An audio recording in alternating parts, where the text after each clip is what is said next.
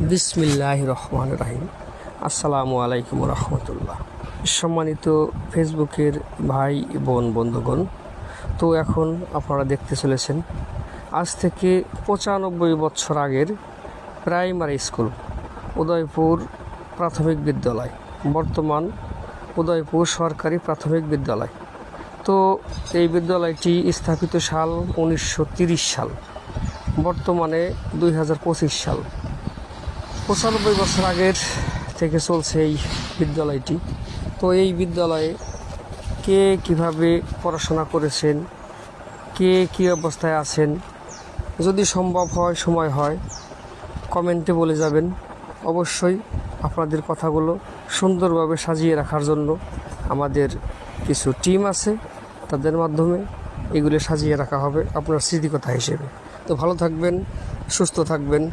আল্লাহ হাফেজ।